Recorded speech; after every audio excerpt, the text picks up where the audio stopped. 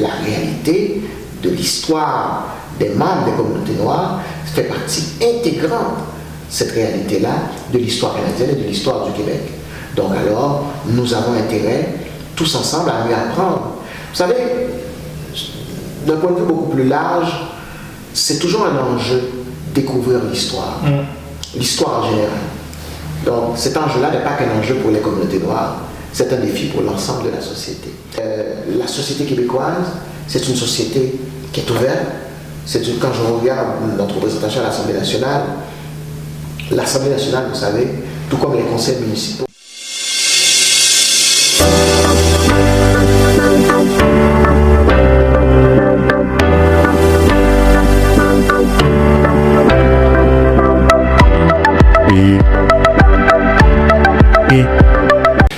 Chers téléspectateurs, bonjour et bienvenue à l'émission Tapis Blanc, bien sûr, la vitrine des élus. Nous avons aujourd'hui le plaisir encore et le privilège de recevoir le premier vice-président noir à l'Assemblée nationale ici à Québec, Monsieur Frantz Benjamin. Qu'est-ce qu'il faut savoir de lui? C'est un homme engagé, un homme qui a toujours à cœur, bien sûr, de défendre les intérêts des communautés. Il est député de Viau et aujourd'hui, comme je l'ai dit à l'entame, il est le vice-président à l'Assemblée nationale. Aujourd'hui, nous sommes avec M. Frantz Benjamin pour parler non seulement du mois de l'histoire des Noirs, nous allons aussi parler de son parcours. Nous allons essayer aussi de démystifier le rôle de ce vice-président. Nous allons certainement naviguer dans les eaux sociopolitiques et économiques et certainement nous n'ignorerons pas l'immigration. Alors, ensemble, nous allons donc parler avec M. Frantz Benjamin. Bonjour, M. Frantz Benjamin. Bonjour Florent, comment allez-vous? Moi, ça va super bien et vous-même? Ça va très bien. Merci d'être venu jusqu'ici. Donc, ici à l'Assemblée nationale, vous êtes chez vous. Bienvenue. Merci infiniment de nous recevoir à l'Assemblée nationale dans une belle... on l'a écouté tout à l'heure, c'est le plus beau bureau de l'Assemblée nationale. La vue est imprenable. Plusieurs le disent, effectivement, et je confirme que c'est l'un des plus, sinon le plus beau bureau de l'Assemblée nationale. Est-ce que ça booste l'intelligence, ça booste les idées? Mais en tout cas, ça réconforte à chaque fois que je rentre ici le matin pour venir travailler. C'est toujours intéressant de travailler dans une ambiance, dans un décor agréable. Et ça, je le souhaite à tout un chacun de pouvoir le faire. Et moi, j'ai ce bonheur-là, avoir ce privilège de pouvoir venir travailler chaque jour à l'Assemblée nationale. Je suis très heureux. Ah, il faut dire que vous habitez à Montréal, mais vous venez à l'Assemblée à partir de mardi jusqu'à vendredi, c'est ça? De manière générale, ça dépend de la semaine. Donc, des fois, j'arrive le lundi, des fois, j'arrive le mardi. Donc, pour quelques jours de travaux à l'Assemblée nationale, c'est en période de session parlementaire. Sinon, durant les autres périodes, je suis en circonscription pour servir justement les gens, les citoyens de la circonscription de Viau. Monsieur Frantz, on sait que vous êtes un écrivain, vous êtes un amoureux et passionné de la littérature, vous êtes un homme engagé. Qu'est-ce qu'il faut compléter à votre profil et bien sûr à votre description? Mais écoutez, j'ai un parcours diversifié, donc que ce soit au niveau de mes études. J'ai étudié en communication, j'ai fait des études aussi en administration publique, en littérature. J'ai une expérience professionnelle très diversifiée aussi. J'ai travaillé, peu de gens ne le savent pas, mais j'ai travaillé dans la fonction publique québécoise pendant une douzaine d'années. Parallèlement à mon engagement public comme citoyen, j'ai commencé à m'engager au niveau citoyen comme commissaire scolaire dans un premier temps, ensuite comme conseiller municipal. Et me voilà depuis maintenant 2018 député de la circonscription de Viau. Vous avez parlé de mon engagement littéraire. Cet engagement littéraire, c'est pas seulement pour écrire des livres, bien sûr, c'est écrire des livres, mais c'est aussi mobiliser, travailler, aussi faire de la culture, faire de la littérature, un outil d'intégration sociale, un outil de développement personnel de tout un chacun. J'ai été quelqu'un aussi de très impliqué dans le secteur de l'éducation aussi. Je suis cofondateur du Fonds 1804 pour la persévérance scolaire et j'ai travaillé aussi avec d'autres, avec plusieurs autres d'ailleurs, comme instigateur de ce forum, de cet espace qu'est le sommet socio-économique pour le développement des jeunes des communautés noires. Alors on parle de communauté noire, ça tombe bien parce que nous sommes au mois de février, le mois de l'histoire des Noirs. Qu'est-ce que ça vous rappelle? Qu'est-ce qui ressort lorsqu'on vous parle du mois de l'histoire des Noirs en quelques mots? C'est un moment important pour célébrer, bien sûr, mais pas seulement pour célébrer. C'est un moment aussi pour apprendre. pour découvrir, pour échanger, pour discuter, pour faire valoir aussi. Et c'est tout ça. Selon moi, le mois de l'histoire des Noirs devrait être un moment de rencontre extraordinaire, de rencontre des communautés noires avec l'ensemble des citoyennes et des citoyens de la société québécoise. C'est un mois qui s'appelle le mois de l'histoire des Noirs, mais ce n'est pas qu'un mois pour les Noirs. C'est un mois pour le Québec, pour l'ensemble du Canada. Parce que la réalité de l'histoire des membres des communautés noires fait partie intégrante, cette réalité-là, de l'histoire canadienne et de l'histoire du Québec. Donc alors, nous avons intérêt, tous ensemble, à mieux apprendre. Vous savez, d'un point de vue beaucoup plus large, c'est toujours un enjeu découvrir l'histoire. L'histoire en général. Donc cet enjeu-là n'est pas qu'un enjeu pour les communautés noires, c'est un défi pour l'ensemble de la société.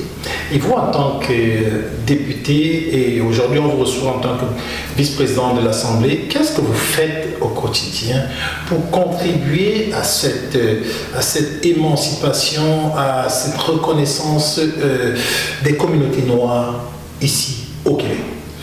Alors, je contribue par le débat politique avant tout. Donc, je suis sur le terrain de la politique. Donc, j'ai ce grand bonheur, ce même privilège de pouvoir travailler avec d'autres collègues qui portent toutes sortes de dossiers, qui portent des dossiers économiques, sociaux, communautaires, culturels, judiciaires, etc., etc. Et à travers ces collègues-là, je leur fais passer, justement, je passe les messages importants, les messages clés autour des priorités, des enjeux des communautés noires. Mais ce n'est pas une responsabilité qui me revient à moi et à moi seul parce que je suis issu des communautés noires. C'est une responsabilité partagée par l'ensemble de mes collègues. Donc, et aujourd'hui, je peux dire avec fierté qu'aujourd'hui, lorsque je prends la parole pour aborder un enjeu qui touche les familles des communautés noires, qui touche les jeunes des communautés noires, qui touche les aînés des communautés noires, j'ai une oreille attentive de la part de mes collègues, et notamment ceux de ma famille politique. Oui, et parlant bien sûr de cet apport, de cette contribution quotidienne, quelle est votre lecture des enjeux que rencontrent les communautés noires actuellement au Québec? Car on ne va pas se mentir que ça devient de plus en plus dur, ça devient de plus en plus compliqué pour les communautés. Quels seraient vos conseils à ces communautés qui écoutent aujourd'hui cette vidéo-là? Alors, c'est d'apprendre à aller à la rencontre du Québec. C'est fondamental. Que de fois que j'ai rencontré des personnes d'origine immigrante ou des membres de nos communautés qui ne prennent pas le temps de découvrir véritablement la société. Quand on découvre une société, on découvre ses débats, ses enjeux, ses réalités, et on arrive à se positionner par rapport à ces réalités-là et ces enjeux-là. Vous savez, j'ai eu à visiter dans plusieurs autres sociétés avant de vivre au Québec et au Canada. Le Québec est une société imparfaite, comme toutes les autres sociétés. Mais cependant, je crois beaucoup dans ce que moi j'appelle la promesse québécoise. Et quelle est-elle cette promesse québécoise? C'est une promesse qui est faite autour de plusieurs valeurs. Des valeurs que nous, par exemple, le Parti libéral, dans lesquelles nous croyons. Des valeurs de liberté, c'est important. Des valeurs d'inclusion, où l'éducation est un élément important. Et pour moi, parce que dans ma trajectoire, l'éducation a été au cœur de ma trajectoire, je continuerai sans cesse à inciter les jeunes des communautés noires à s'éduquer davantage, à s'instruire, à se muscler le cerveau davantage, à se qualifier. C'est Nelson Mandela qui disait « L'éducation, c'est l'arme qui peut faire tomber tous les obstacles. » Moi, j'y crois énormément. Vous avez mentionné tout à l'heure le Parti libéral, bien sûr. Et aujourd'hui, on sait qu'il y a des secousses, il y a du remous au niveau du leadership du Parti libéral. Qu'est-ce que vous pouvez nous dire à propos de cela? Alors, comme l'entrevue est autour de ma fonction de vice-président, je me permettrai de m'abstenir de ce débat-là. C'est un débat important, je pense qu'en démocratie, que les partis politiques ont l'occasion de pouvoir faire une course à la chefferie. Et cette fois-ci, dans le cas qui nous concerne sur la scène québécoise, le parti qui est en question, c'est le Parti libéral du Québec. Donc il y aura une course à la chefferie. Il y a actuellement 4 candidats, je crois, en lice. Donc je connais la plupart d'entre eux, la majorité d'entre eux. Donc, et c'est un parti, le Parti libéral du Québec, qui a une longue histoire, qui a plus de 150 ans d'histoire. C'est un grand parti politique qui apporte beaucoup au débat public et qui a encore, je le crois, je l'espère aussi, beaucoup à donner au Québec. Alors il faut souhaiter à tous les membres du Parti libéral du Québec une très bonne course à la chefferie et que le meilleur gagne. Que le meilleur gagne, j'aime bien ce thème-là. Et on va rentrer dans un petit pan, on a encore quelques minutes. On sait aujourd'hui qu'il y a la situation, permettez, vous êtes libre de reprendre ou pas, la situation en Haïti. Une situation qui est quand même triste et alarmante. Est-ce que, en tant que haïtienne d'origine, bien sûr, qu'est-ce que ça vous rappelle et comment est-ce que ça vous interpelle? Mais c'est une réalité qui est d'une grande tristesse, qui est d'une tristesse infinie. Donc, moi je suis né en Haïti, donc c'est un pays que je connais. Mes racines y sont. Et cette tristesse-là, elle est infinie, pas seulement pour les Haïtiens d'Haïti, pas seulement pour les Haïtiens de l'extérieur, mais pour tous les amis d'Haïti.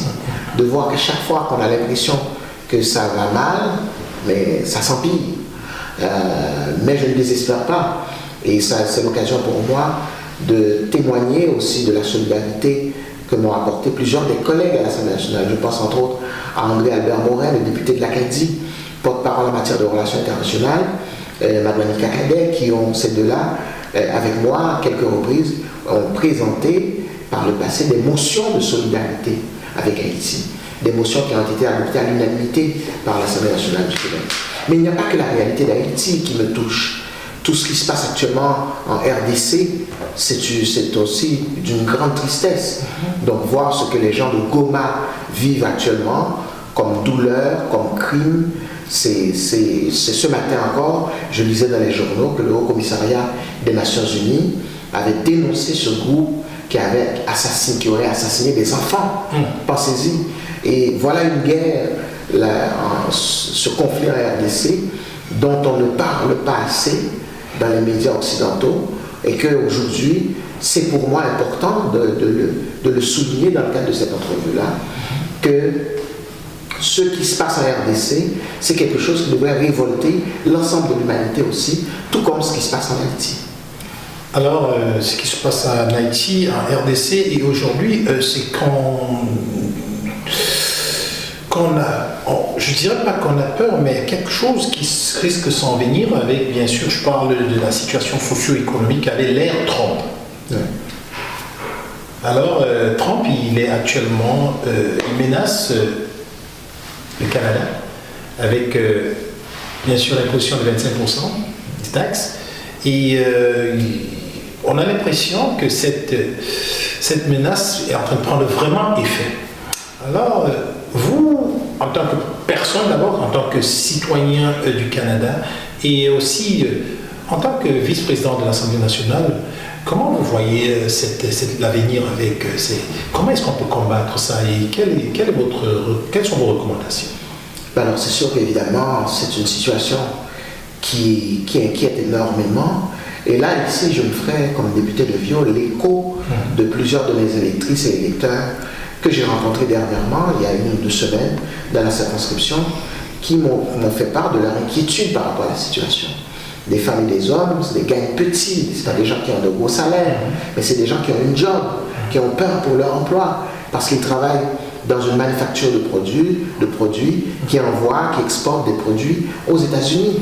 Donc, alors ça c'est très inquiétant, mais cependant, là où je suis un peu rassuré pour nous comme Canadiens, je suis rassuré à l'idée que l'ensemble des premiers ministres de toutes les provinces vont travailler ensemble de manière unie pour présenter de véritables alternatives, pour présenter une réponse collective, une réponse ferme, une réponse digne du Québec et du Canada envers le président américain qui est là actuellement. Et ce que je trouve particulièrement triste, c'est que ça fait à peine 3 semaines que ça a commencé. Et c'est qu'on doit endurer ça pour 4 ans.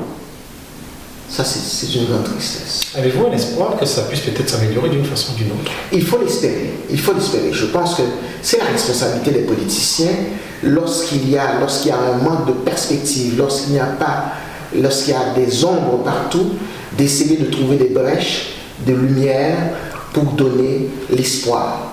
Que serions-nous sans l'espoir? Et je pense que cette façon de faire, cette posture verticale, c'est à nous, politiciens, de l'avoir en travaillant non seulement avec les autres premiers ministres, mais en travaillant surtout avec tous les secteurs d'activité du Québec qui pourraient être touchés par ces augmentations de tarifs de douane. Donc, pour espérer que le pire qui a été annoncé sera rapidement derrière nous. Monsieur Franz, vous êtes aujourd'hui le premier homme noir qui est vice-président de l'Assemblée nationale. Et je pense que les deux vice-présidents et présidents sont des femmes. Hein? Oui. Vous êtes le seul homme dans la basse-cour. Actuellement. Alors, monsieur Franz, dites-nous, comment avez-vous reçu cette nouvelle-là? Et quel est le symbole, le grand symbole qui se dégage du fait que vous soyez le premier noir qui soit, bien sûr, nommé à la tête, bien sûr pas à la tête, qui soit le vice-président de l'Assemblée nationale? Et quels sont les rôles vraiment d'un vice-président à l'Assemblée nationale? Alors, cette question-là m'a été posée dernièrement aussi. Cette même question m'a été posée par le journaliste et je vais tenter de donner la même réponse que je donnais au journaliste. Je n'ai pas de sentiment particulier, je n'ai jamais eu de sentiment particulier d'être le premier. C'est-à-dire, j'ai été premier président noir du conseil municipal de Montréal, par exemple. Je n'ai pas d'état d'âme particulier à l'effet que je sois le premier. Ce qui est pour moi une obsession plutôt, c'est le fait qu'il ne faut absolument pas que je sois le dernier.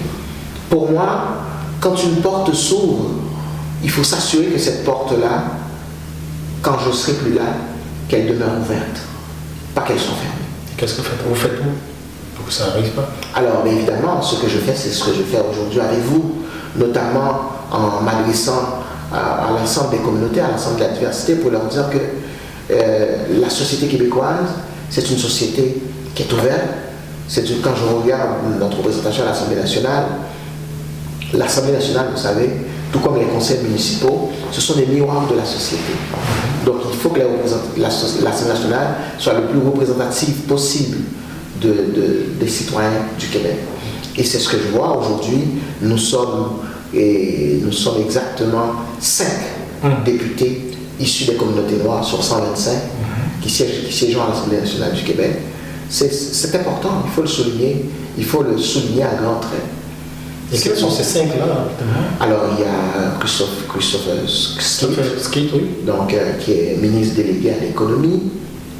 Il y a Lionel Carman, le ministre des Services sociaux. Il y a Madeleine Cacadet. Donc, il y a Charlie Dorismont, Madeleine Cacadet qui est députée de Bourassa-Sauvé. Et il y a Charlie Dorismont, député de Marie-Victorin, je crois. Et il y a votre serviteur. Donc, c'est un pas important. Mais tout en disant que c'est un pas important, il faut se rappeler aussi que lorsqu'il y a des avancées, il faut continuer à avancer. Parce que qui n'avance pas recule. Alors, mon avant-dernière question, Monsieur Franz, on sait que vous avez toujours une signature lorsque vous prenez une charge, une responsabilité. Alors, à l'Assemblée, nous avons cru entendre que vous avez lancé un concours. Est-ce que vous pouvez nous parler de cela? Et même en tant que député de Viau, je pense qu'il y avait d'autres initiatives. Est-ce que vous pouvez nous parler rapidement? Absolument. Il y a plusieurs initiatives. Donc, comme député de la circonscription de Viau, une des initiatives dont je suis le plus fier, ce sont les bourses du député de Viau. Ce sont des bourses d'études. Donc, j'ai mis en place des bourses d'études à hauteur de 10 000 $, donc chaque année, pour des jeunes de la circonscription de Viau qui choisissent de rester aux études, d'apprendre un métier, d'aller au cégep, d'aller à l'université. Donc, c'est une façon concrète de soutenir la réussite éducative des jeunes. Le salon de l'emploi et de la formation. de Saint-Michel, initiative que j'ai mise en place aussi, qui est cette année à sa 5e édition. Donc ça va être au mois de février prochain, au mois de mars prochain, pardon. Ici, à l'Assemblée nationale, quand je suis arrivé comme vice-président, pour moi c'est important que l'Assemblée nationale joue un rôle, aussi modeste soit-il, dans la réussite éducative des jeunes, dans le débat sur la persévérance scolaire. Donc c'est comme ça que j'ai mis en place, c'est pour ça que j'ai mis en place, notamment ce concours qui s'appelle Point Virgule, qui est un concours de français, un concours de rédaction, qui s'adresse à l'ensemble des jeunes du Québec, première, deuxième année du secondaire. Donc on invite les jeunes à participer à travers un texte. Donc c'est une façon de soutenir aussi la valorisation de la langue française, qui est notre langue commune. C'est une façon concrète de soutenir la persévérance scolaire et la réussite éducative. On a eu une première édition l'an dernier qui a été un vif succès. Et cette année encore, nous nous attendons à avoir un succès tout aussi éclatant. On sait que le gouvernement de M. Legault refuse de reconnaître la discrimination systémique. Alors, vous, avec le Parti libéral, comment croyez-vous que c'est une position qui pourrait changer un jour? Écoutez, c'est vrai que ce concept-là est devenu un débat partisan, mais quiconque me connaît ma position sur cet enjeu-là. Mais maintenant, on va laisser les parlementaires continuer à poursuivre leur débat. Vous savez, ce qui est formidable avec le débat démocratique, c'est que le débat démocratique, historiquement, n'a jamais été statique. C'est-à-dire que les parlements sont appelés à évoluer, et c'est-à-dire évoluer au niveau du discours ou de l'action politique ou des politiques publiques aussi. Donc aujourd'hui, ce qui est important pour moi, c'est que nous continuons d'évoluer, nous continuons de débattre au sein de l'Assemblée nationale, nous continuons de mettre en place des politiques et des programmes et des lois justes, inclusives, pour abolir, pour aplanir les inégalités sociales trop importantes entre certains groupes de la société. Super. Alors, vous avez-vous un jour senti que le fait que vous soyez issu, bien sûr, de l'immigration, que votre titre de vice-président de l'Assemblée nationale a été un jour un peu par des collègues dans ce sens-là? Non, je crois pouvoir affirmer que j'ai 124 collègues à l'Assemblée nationale du Québec que je sers à titre de vice-président, en présidant les débats de l'Assemblée nationale, qui le font de manière qui respectent le statut de la vice-présidence, le statut de la présidence. Et dans ce sens-là, je suis très fier d'appartenir à l'Assemblée nationale. Si vous étiez un animal, vous seriez quoi? C'est une excellente question, j'y ai jamais pensé. Mais vous savez, plus jeune enfant, j'ai déjà eu des poules, des coqs. Ok, vous serez? J'ai déjà eu un chien.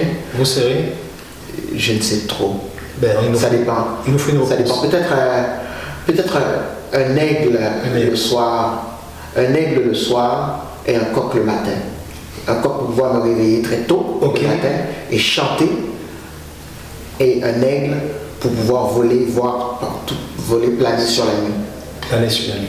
Merci infiniment du temps que vous nous avez accordé aujourd'hui. On sait que vous êtes très serré dans le temps, mais nous apprécions beaucoup. Merci infiniment. Ça fait plaisir. Merci de vous être arrêté à l'Assemblée nationale. Chers téléspectateurs, c'est donc sur ces mots que nous allons terminer. Vous avez constaté avec moi que le vice-président de l'Assemblée nationale, M. France Benjamin, est un homme engagé, un homme qui analyse toujours et qui prend du temps avant de réagir. Nous vous souhaitons une bonne fin de journée. Moi, c'était Florent Léal et nous espérons vous avoir nombreux pour la prochaine émission avec un autre élu. Et surtout, allez visiter la page de notre invité d'aujourd'hui et la page de l'Assemblée nationale. Bye bye, ciao.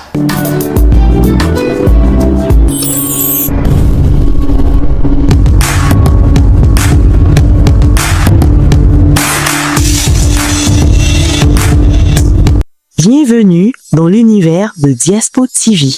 Un nom, un espace, une vision. Un espace d'exception pensé pour sublimer la voix, relever les idées et magnifier l'image. Émissions, podcasts, événements, chaque production naît ici dans un cadre raffiné où le son et la lumière se rencontrent avec précision. Des salles pensées pour inspirer, chaque pièce, chaque mur, chaque lumière est au service de votre message. Des fauteuils confortables, élégamment disposés pour accueillir vos invités dans un cadre à la fois professionnel et stylé. Le moindre détail respire le luxe discret, des sièges qui allient confort et esthétique pour que chaque moment passé ici devienne inoubliable. Un espace conçu pour sublimer la voix, un lieu où le contenu prend forme avec élégance et maîtrise. Que vous soyez entrepreneur, artiste, coach, politicien, influenceur ou simplement porteur d'idées, Diaspo TV vous ouvre ses portes et met son expertise à votre portée. Louez votre studio, bénéficiez de nos services de montage afin de réaliser vos projets au juste prix. Chez Diaspo TV, nous ne faisons pas que capturer l'instant, nous sculptons l'expérience. Ici, le contenu prend vie, chaque détail sublime votre message et à Diaspo TV, c'est l'alliance du savoir-faire, technique et goût du beau. Un lieu où les idées résonnent, s'incarnent et marquent les esprits. Parce que vous méritez plus qu'un simple studio, vous méritez une scène à votre hauteur. Alors, réservez dès maintenant et faites entendre votre voix.